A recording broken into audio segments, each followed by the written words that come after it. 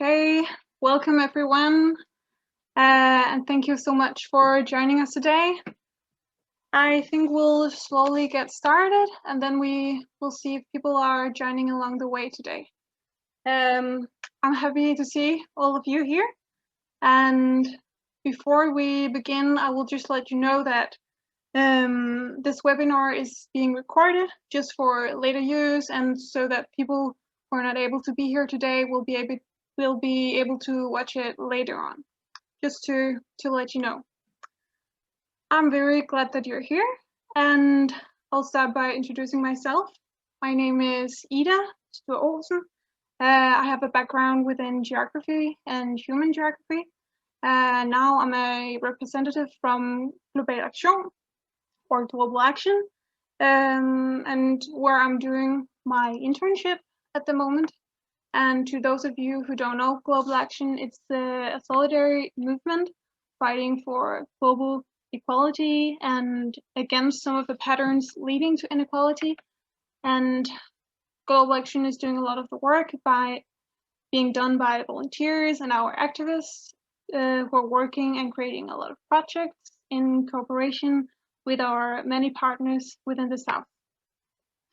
And Global Action is a part of this project, which is facilitated by the Danish Network of Food Sovereignty. And this network is a gathering of NGOs who have this shared goal of spreading awareness and mobilizing food sovereignty, both in Denmark but also internationally. So as a part of this network, we're hosting this webinar today to learn much more about it, and hopefully to learn something from each other and from each other's experiences within this field. So on today's program, we'll have an interesting talk and some interesting presentations from 3 different people. We have 2 representatives from Rural Women's Assembly, and we also have a representative from Free Peasants Living Land, a Danish organization. After that, we hopefully have some time for questions, both for all of you guys, and you're welcome to ask all the questions you want. And finally, we'll have the screening of the movie, the documentary We Rise for Our Land, made by Kurt Orderson. So yeah, I'm very much looking forward to see that movie and share it with you and everything else during this program. So I think we'll just get started, and I'll start out by hearing from Rural Women's Assembly, and I would like to introduce you to first Mama Lefetsane Pakoe, who is a woman, South African woman, from a Masota woman who has been engaged with farming for more than 20 years, raised and born in rural area. She studied agriculture on high school level and adult education at tertiary level. She's been participating with community development and been on the board for the first community radio station in the area. And she's now a member of Rural Women Assembly since 2012, and also a national chairperson in the same organization.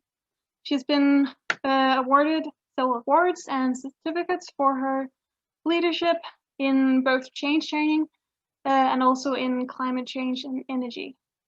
So I would like to introduce you to her, and welcome to you. Can you hear me, and how are you today? Thank you, Ida. I'm fine. Good. Thank you. Good to hear. What I would like to hear from you is if you could introduce us to both Rural Women's Assembly and the current context that you're in, and what are you working with at the moment and during these strange times at the moment. Thank you, Ida. Thank you. Like you said, my name is Mama Lefetsane Phakwe, a small-scale farmer and a member of a Rural Women's Assembly. A Rural Women Assembly is a network, or would rather say a movement of women from all walks of life. A Rural Women Assembly is a platform, actually, for rural women from all walks of life, where we come together to share our successes, to share our challenges, but also to share and discuss about how we should come our challenges together as women in different categories of life. I am from a small country in the southern Africa, landlocked inside South Africa. My country name is called Lesotho, like you said correctly. Because of its snow in winter, some people, they call it Little Switzerland. Others call it Mountain Kingdom because of its mountains. But I prefer to call it Kingdom in the Sky. I am a small-scale farmer, like I said earlier, engaged in both crop and livestock farming. In livestock farming, I'm rearing pigs for meat production and for using their waste in the garden and fields as manure. Also for selling. I think you are muted at the moment. That's better. Okay. I was saying, in the crop farming, I am engaged in vegetables production and beans, mostly, both for family consumption and for selling surplus. Your question was, how is it going during these strange times for us? Honestly speaking, things are not easy and looking good at the moment because of the unplanned and imposed total lockdown due to COVID-19. We ended up with the shortages of farming inputs for the last summer cropping season, which resulted in many small-scale farmers not being able to plow and sow their fields. Because of this imposed unplanned lockdown, many small-scale farmers were not able to go to the local markets to sell their produce. As a result, their produce perished, and now they are facing a severe hunger, so much that majority of them are depending on food parcels from the business people and the government. But as small-scale farmers, we are saying this approach of giving food parcels is not sustainable. It is only a temporary solution. We need something which is going to sustain small-scale farmers, like at least if the government is giving small-scale farmers inputs on time, which are easily accessible and of good quality at all times. As if it is not enough, we are now experiencing heavy rains across the country. And heavy rains is not good for crops to grow well. Crops need light, air, and water to grow well, not just water.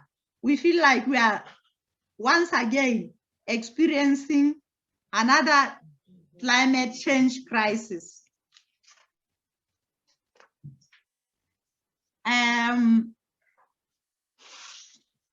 Should I continue?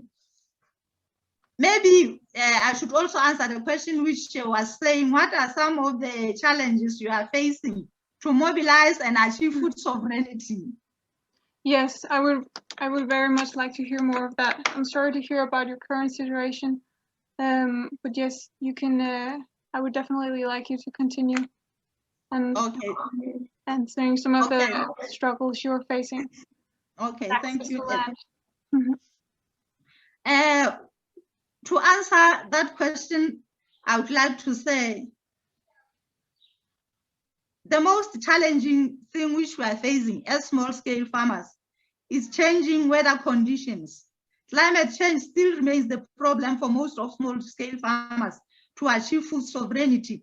As with small-scale farmers, we don't have the capacity to adapt to the prevailing situation of either drought or torrential rains. The second challenge which we are having in realization of food sovereignty as small-scale farmers is land acquisition, because now majority of small-scale farmers don't own land.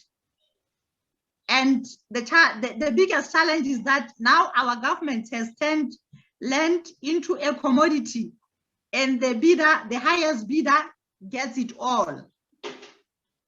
Another challenge which we are facing in realization of food sovereignty is the mindset of our government, thinking that their responsibility is to make sure that each and every person goes to bed with at least one meal, which is talking about food security.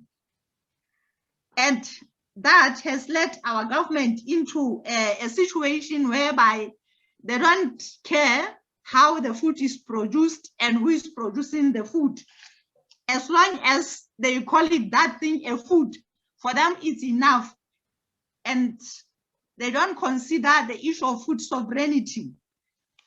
So that is a challenge which we are facing, because they are saying it is their obligation to make sure that everybody has food on table, not to bother themselves about who and how the food was produced. So another challenge which we are facing in my country is our education system.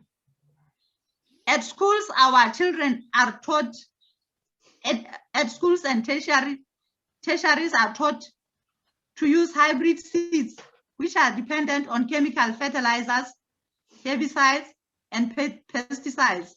And they are not told that those hybrid seeds give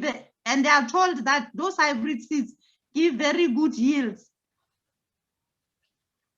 What they are not taught is the effects of using those hybrid seeds with chemical fertilizers for a long time on both our soils and environment as a whole, including the health of consumers. And the last one, the least but not last, is the financial resources. For us to mobilize and achieve food sovereignty, we need strategies as small-scale farmers, strategies such as mobilizing and sensitizing small-scale farmers on adopting agricultural practices which are viable, ecological, and sustainable for realization of food sovereignty. I think the last question which I was asked was, can you give some examples of initiatives you do to promote and achieve food sovereignty? Yes. Okay. My response to that, we don't have many small-scale farmers, but we do have these ones. We are encouraging small-scale farmers to multiply their traditional indigenous seeds, save them for the next plowing season as they can be reused, but also to establish own seed banks. We are also advocating and lobbying government to include traditional indigenous seeds in the national budget under farming input subsidy program, which we normally call it peasants. And I think having said that, Ida, I thank you for listening. Yes. Thank you so much.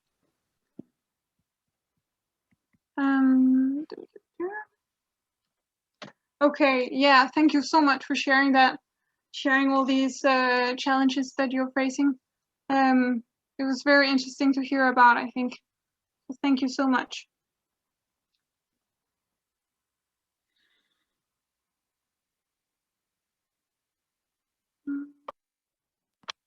Okay, thank you, Mama Levisana. We might come back to you if there's any more questions for you. And you are, of course, also welcome to ask me any questions and ask all the other participants questions along the way or later in this webinar. Just feel free to do that. And thank you. Yeah, Ole? Yeah, can you hear me? Yes. Okay, that was a very interesting talk. Am I pronouncing your name right, Mama Fakoe? Yes, please, you are pronouncing it correctly. Okay, thank you. One thing that occurred to me was you said that the farmers are not, they don't own the land. Most of the small scale farmers are not owners, but they are renters. And who owns most of the farmland in Lesotho?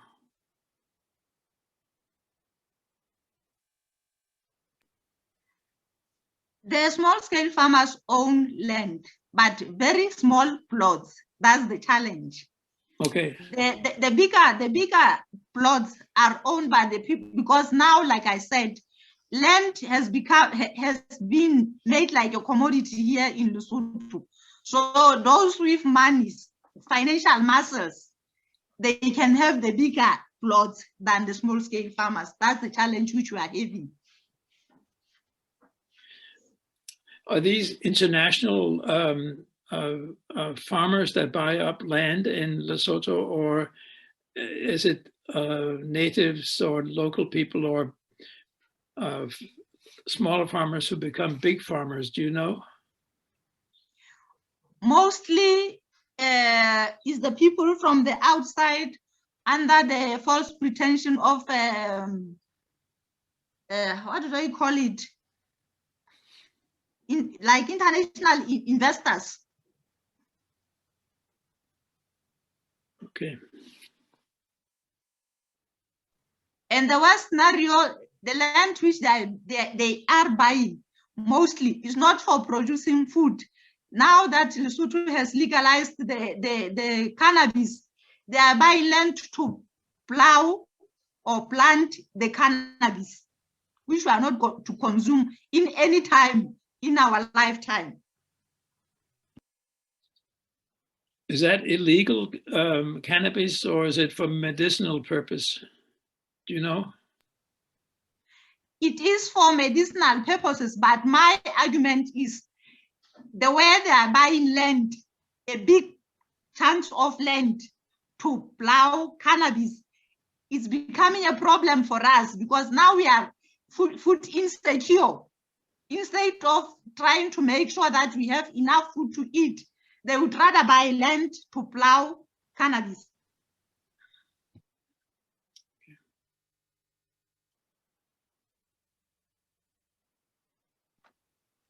Thank you. Then I would like to move on to Renette. Renette Funes, I hope I'm pronouncing your name right.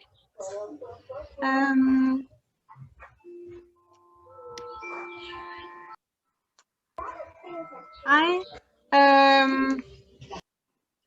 I'll just introduce. Renette is living in a small rural community in the Western Cape, and she's also a farmer, growing mainly vegetables. She also has her very own seed bank, where she is able to share it with other women. She is working also with the Rural Women's Assembly, when she's doing a lot of training and education communities about agroecology, and she's also spreading the awareness of the importance of growing your own food, making your own food production.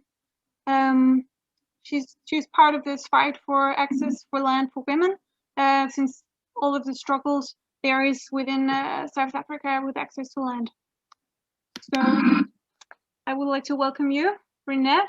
How are you? And can you also hear me?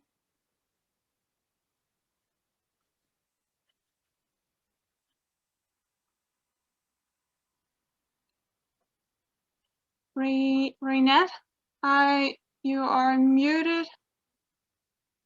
I don't know if you can hear me. Hi, hi everyone. Sorry, there was just been disconnected. So thank you very much, Ida and everyone in the webinar to giving us as Rural Women's Assembly the opportunity to come and share with you what are we doing as organization, but not an organization, because like Mama was saying, we are not anymore organization, we are a movement where we are trying to build and create a space where we as rural women can talk and discuss and bring all our issues to the table. And I think with the launch of the Rural Women's Assembly, it was clear that access to land for rural women is a big challenge, and it is still a challenge. And so, like you were saying in introduction, so my name is Renette Yennis. I'm from a very small village in Seabrook. It's been called Seabrook in the Western Cape in South Africa. So yeah, I'm a small scale farmer, and that is my passion. So grow up with went to have education after school and access to you know in South Africa the rate of unemployment is very high, so it's difficult. And so most of the, if you are in rural communities, even access to funding, access to go to tertiary is very difficult in rural communities. So mainly people end up on a farm working for farmers and for commercial farmers. So but I have made another choice where I have been able to join my Buye, that is the Land Rights Movement. It's the organization that I'm part with. So the organization My Buye is an organization that is working with the Rural Women's Assembly. So we are based in the Western Cape, and we are working in 4 municipalities in 14 areas. So we are trying to build and create a space where we can bring all the rural women together. But also the importance that I want to make clear is that we want to make sure that the voice of the rural woman is been heard. And you have been seen and you've been read that access to land is one of the key things that we as women are challenging. It, we are not challenging only our local government or provincial government, but we are challenging our national government, because access to land for rural women is very, they don't give acknowledgement. It's still the patriarchy where woman is the men is more male dominant, where mostly men is getting access to land.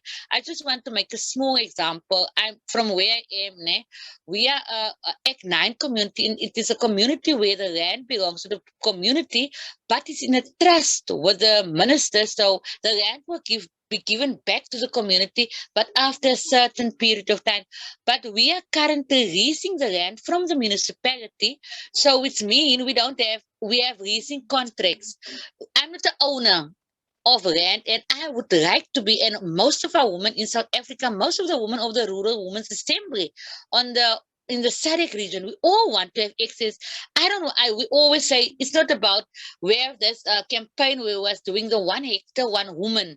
So that is what we're asking for 1 hectare of land, but we even don't get a 1 hectare of land. So for me, it's like in my community is only 6 of our women that has been farming have getting access to land. So there's for hundreds of hectares of land, but only 6 out of that woman was getting access to land. So you can see how the system is still failing our women, and how the system is still making sure that our women never get into and becoming producers. So they always want us to be producers on a smaller scale. So that is one of our biggest challenges, I think, is access to land for our communities, and to make sure for especially the rural women that we don't have access to land. So yeah, I think so in what I'm also doing is in the organization and in my buoy and working with the Rural Women's Assembly.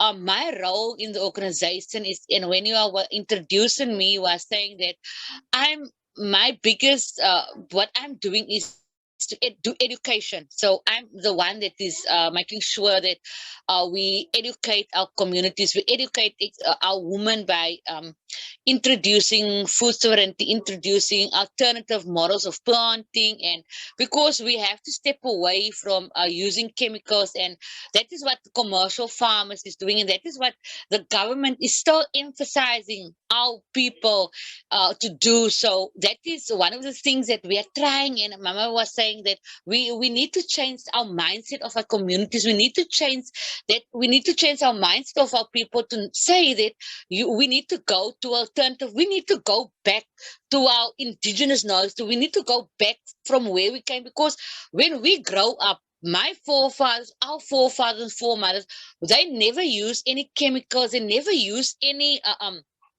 go to a shop to buy what I don't know, even knows the names of the chemicals that has been on the end. So that is what we are promoting in our communities, and making sure that when we go out of a community, that people understand what is food sovereignty and what is agriculture, so that they can that we introduce and make sure.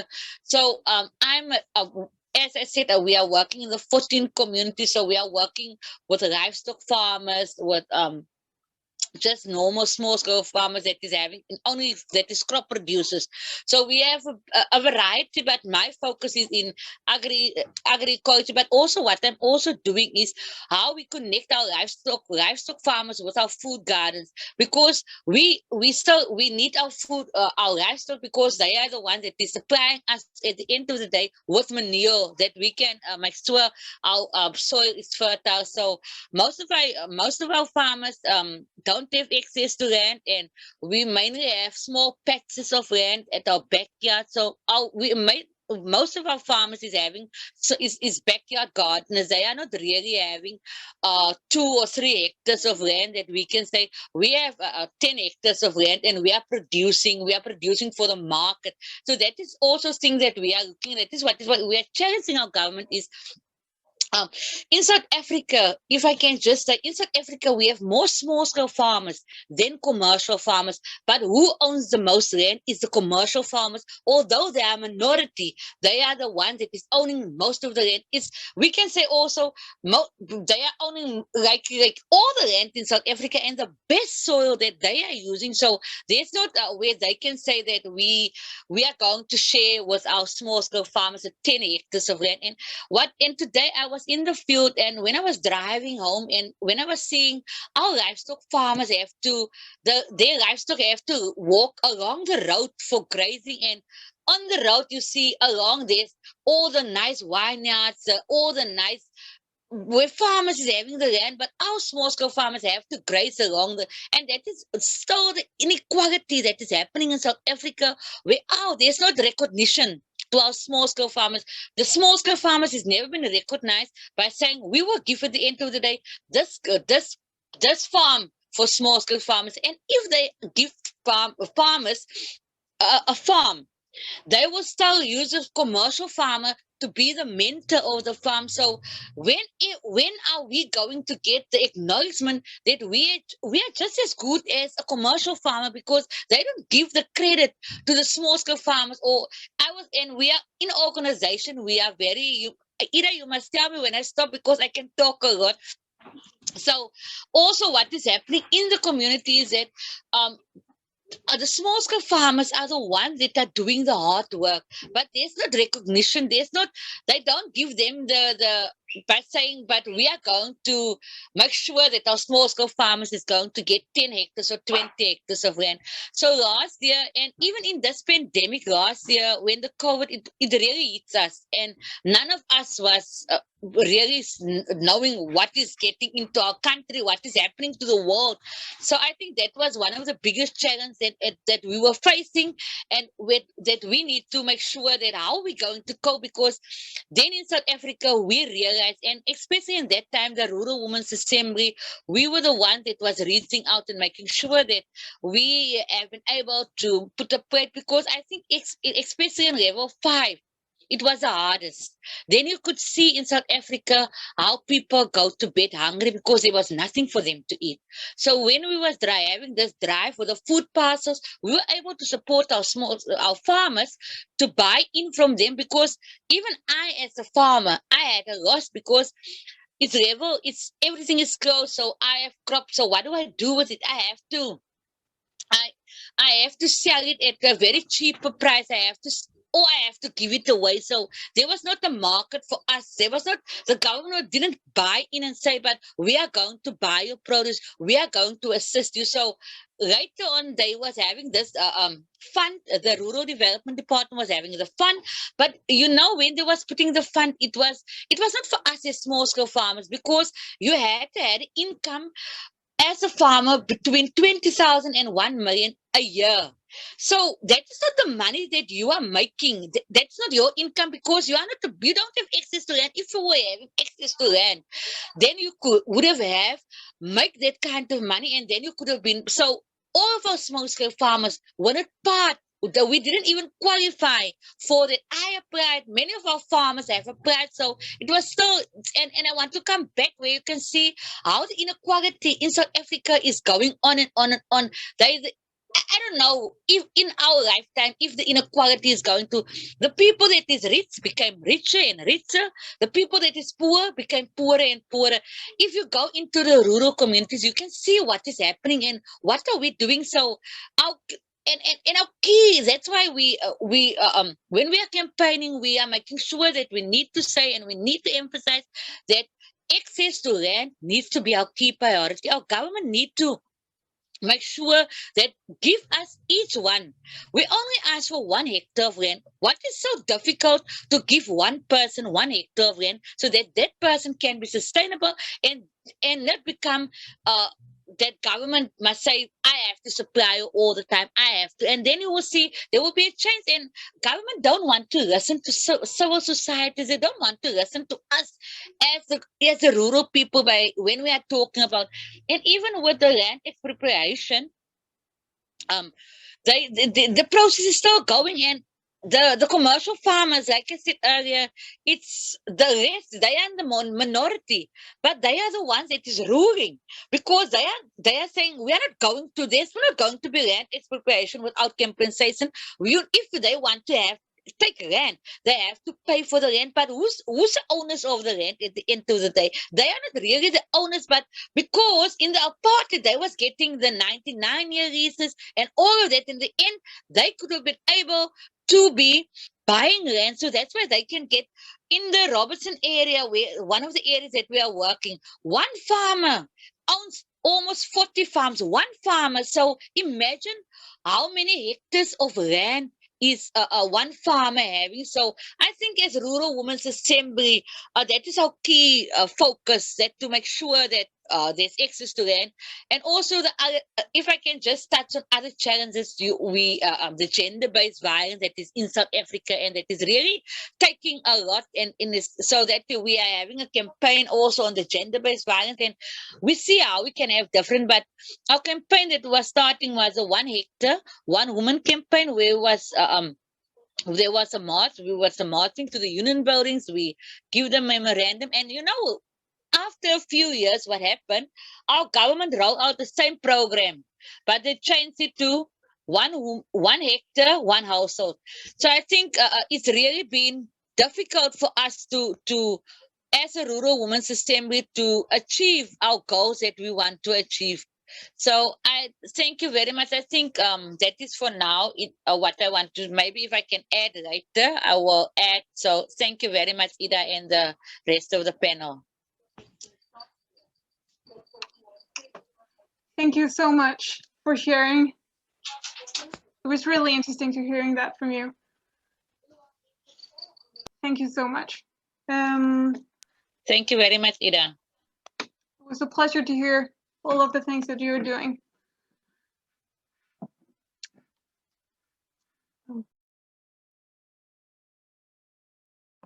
Does anyone have any questions at the moment for Renette?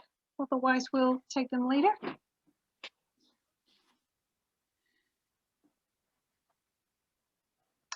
Okay, well, thank you, Renette, for now. And I think we will move on to you, Ole. And I will present you Ole Fairman, who is a board member within the organization, Danish organization, Free Peasants Living Land.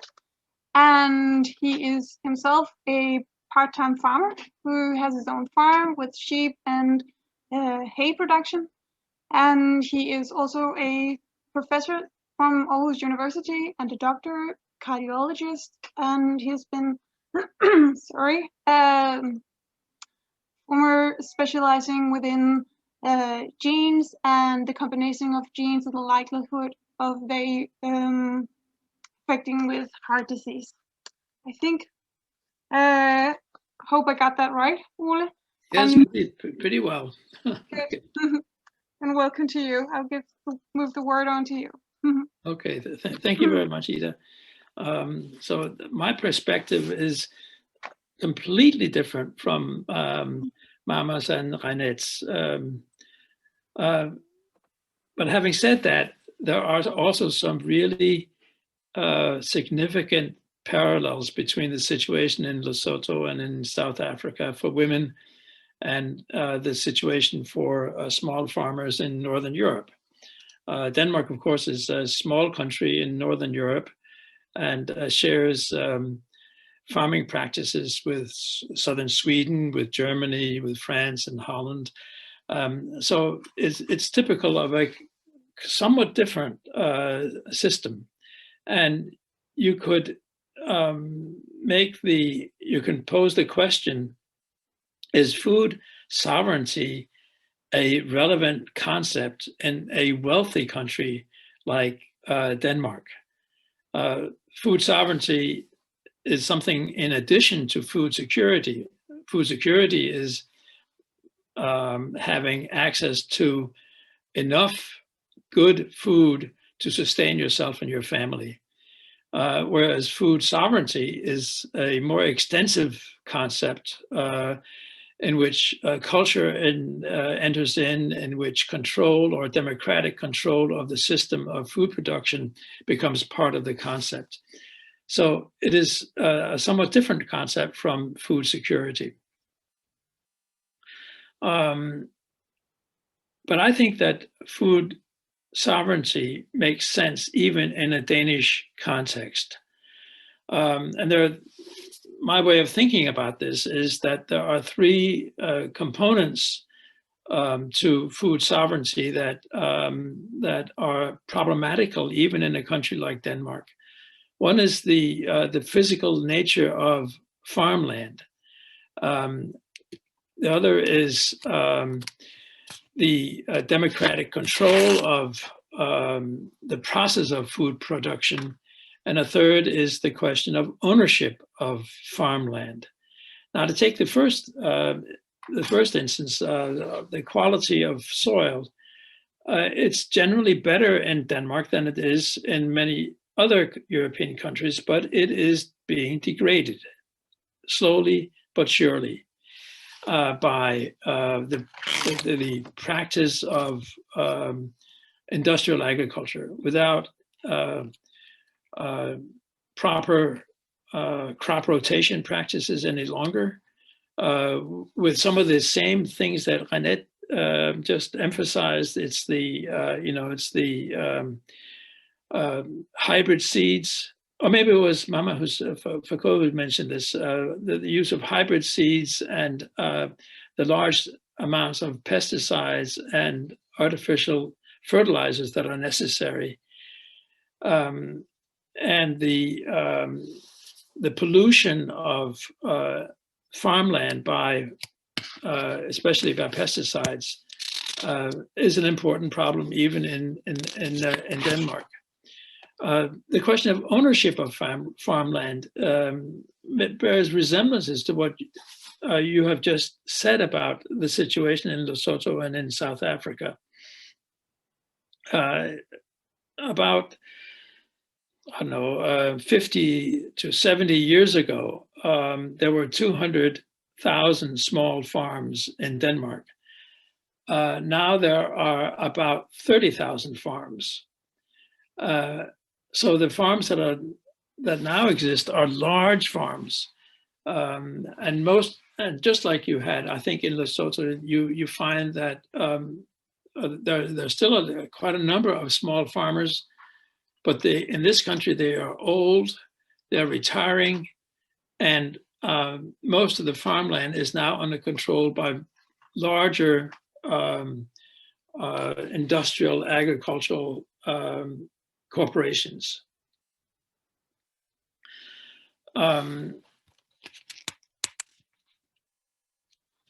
We've in Free Bønder Levende Land, or Free Peasants Living Countryside, which is a Danish chapter of La Via Campesina, which is an international small peasants movement originating in Latin America. We've argued the case for small farmers for many years now.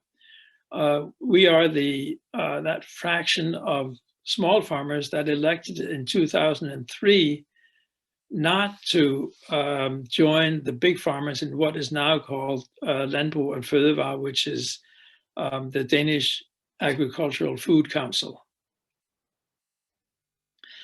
But a series of changes of Danish legislation over the past 10 years or 15 years perhaps have meant that the conditions or the possibilities of being a small farmer is gradually being undermined, even by the legislative processes that go on in this country.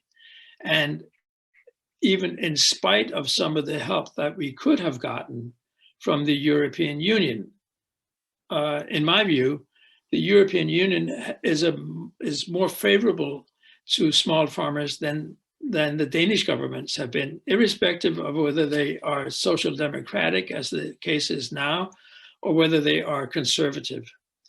They favor large-scale farming in many ways. A third problem is the democratic process. And, you know, if I want to talk to a member of parliament, it's not that difficult. We can set up meetings with members of parliament, even with the larger political parties that make the decisions here. But they lend their ears, so to speak, to the big farmers. And we say, perhaps as a joke, that farm laws are written by the big farmers and they are enacted by the governments. That is somewhat of an exaggeration, but there is truth to it. And we saw it especially a few years ago in what was called the farm package, which had to do with the liberalization of the access of farmers to fertilizers, to be allowed to apply greater amounts of nitrogen to farmlands than had otherwise been permitted. And that process was brought into the open in a series of discussions in the parliament. And it turned out that it was the organization called Bæredygtigt Landbrug, which is a very conservative, very big farm organization, had essentially written the laws, or the law that then became applied by the conservative government of Lars Løkke Rasmussen.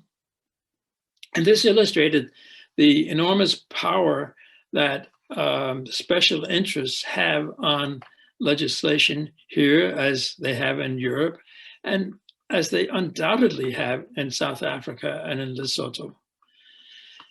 So the three problems of ownership of land, of the democratic process that are being applied, And the question of the quality of the soil, of farmland soil, are not all bad, but there's a lot of problems. And in some, I think they amount to food sovereignty not being fully realized in our country. I think I'll leave it at that, Ida, and then perhaps we can come back to some of these things a little bit later in the discussion. That sounds very good, Ole. Thanks a lot for that.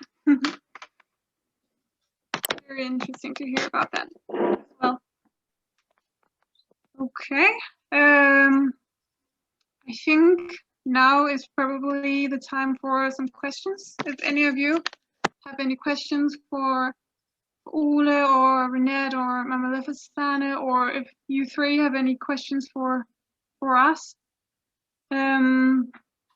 I can see Renette, you wrote something in the comments about education on GMO seeds and how we need to make sure that we save our own seeds. Dual Women's Assembly is also being the voice to make sure that seeds is life, and we need to take ownership of our indigenous seeds in our communities. I think maybe that was something you wanted to add to your saying.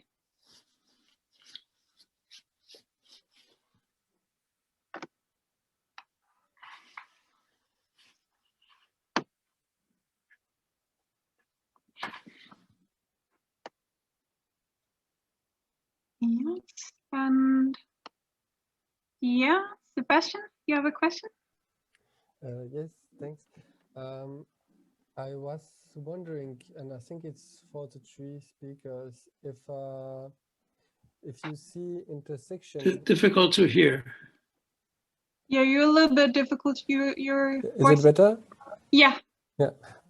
So I think it's for the three speakers, and it is a question about, do you see intersection with other sectors of society that could benefit from more food sovereignty, but also that you could be allied with in your respective countries? I can think of, for instance, like trade unions or students or other sectors of society that could align with you on these topics.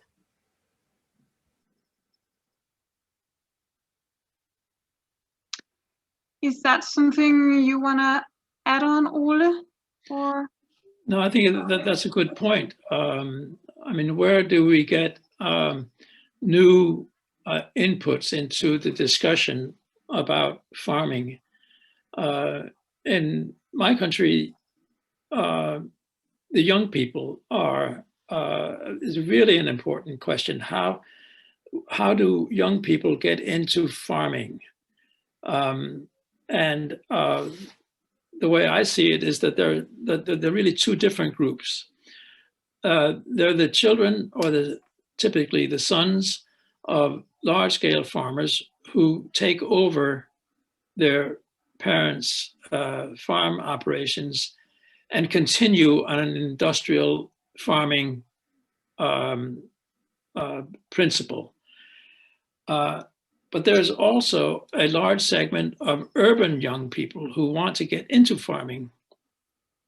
And they don't necessarily have any experience in farming, but they represent a new movement that, in a sense, is an ally to the principles that I think that our little organization represents. There's an alliance also to small-scale fishing, because the small-scale fishing has problems. I don't know if you know, Renette and Mama Fakori, that Denmark is surrounded by sea, so the Danish fishing fleet has been a very large one, relatively speaking, and fishing has been an important industry in this country. But small-scale fishing operations the conditions for small-scale fishing were changed very dramatically about 10 to 15 years ago, when the fishing quotas became commodities. The fishing quotas that had been issued to fishermen by the government, which gave them the right to fish a certain amount of fish per year, was made sellable, or they could be sold. The quotas could be sold to other fishermen, and this resulted in small fishermen disappearing, and this large-scale fishermen like Henning Kelsen and others in Thyborøn and in Skagen have bought up these fishing quotas and have concentrated fishing on a much smaller number of very, very large fishing vessels. So there is that's a clear parallel to small-scale farming and large-scale farming. So there is an alliance that we have exploited, I think, in this network about food sovereignty in Denmark, because the Forum for Food Sovereignty in Denmark is composed both of farmers and fishermen.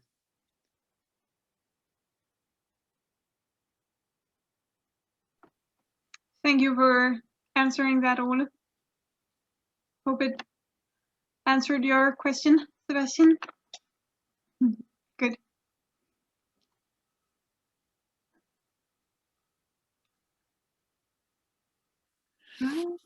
Does anyone else have any questions? Something they want to add? I have something. Yeah.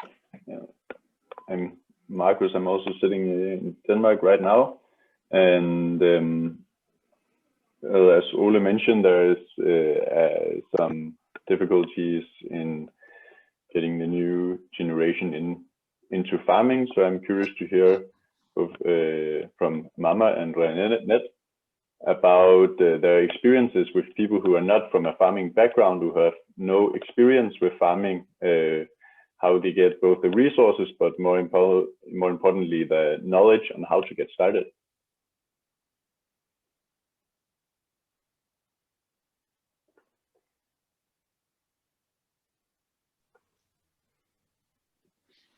Ida? Yeah. Let me start to respond to that question.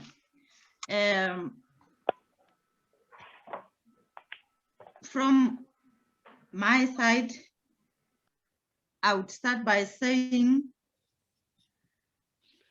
my belief is that there is no one who is not from the background of farming family, because my understanding maybe it's from my country only. We are all from the background of family farming. It's only that after some time when we grew up, we would migrate from the rural areas to the urban areas, then start looking for the white collar jobs. Then we change the narrative. I think if we can to answer his question, I would say if we can take a step back and reflect, we'll find that we are from the family farmers. So we can learn from our parents. We don't need to necessarily go to the school, a 4-wall room called a school or a classroom to learn a farming, because we are what we eat. In most families, we have at the backyard our small plots there where we produce our vegetables. So we don't really need to say we are like an empty slates, clean slates. We don't know anything about farming. That would be my contribution for that question.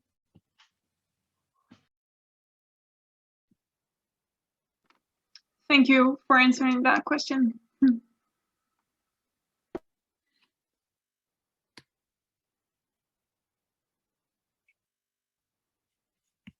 Ole, do you have anything? No, it's Marcus's question. We have in Forum for Madsuverænitet here in Denmark, we have created what we call a borgerforslag, which is a civilian civil action proposal or civilian proposal to Parliament. And if 50,000 people support the proposal, the Parliament has to consider it. We made a proposal about a land fund 2 years ago. It didn't receive the required number of supporters, so it was not considered by Parliament. But the idea is promoted by several political parties. And what we suggested was that the government should set aside 1 billion kroner to buy up larger farms that perhaps had gone bankrupt, and then divide them up into smaller farms for young people to be able to buy, and then perhaps have to be required to, for example, practice some sort of regenerative agriculture, such as organic farming or permaculture or various other ways of protecting the soil and the natural resources that permit farming. This was a very detailed suggestion, a proposal. And I think that the idea of a national farm fund could possibly have enough money attached to it that it could make a difference. There has to be a lot of money involved to buy up farms, because we're losing small farms at the rate of about 800 to 1,000 every year. So the small-scale proposals that have been made, such as Sams Økologisk and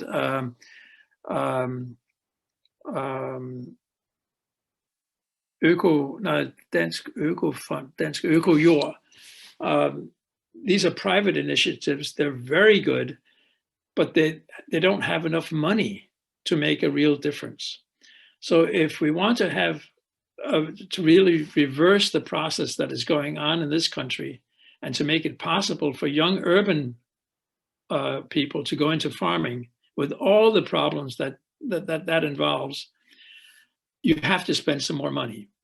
Now, you could say that 1 billion kroner is an awful lot of money, but that has to be compared to the support that is received by farming to the tune of about 8 to 9, 10 billion kroner every year.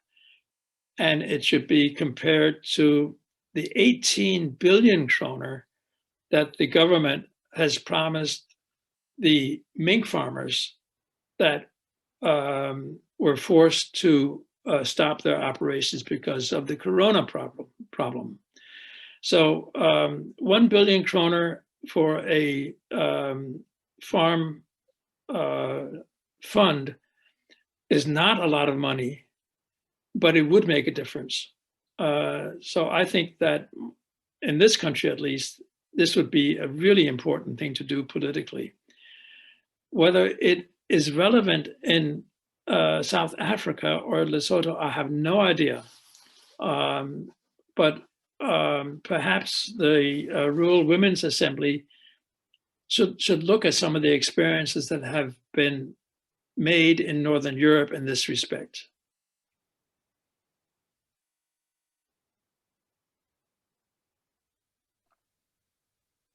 Yes, thank you, Ole. Good point. Can't hear you, Ida. Oh, sorry, can you hear me now? No.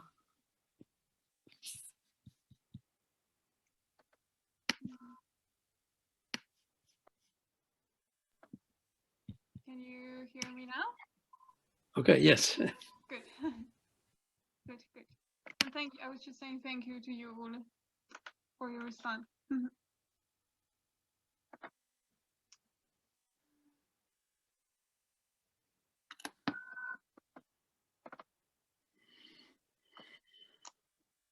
Yes. Okay. Do any of you have any more questions for now?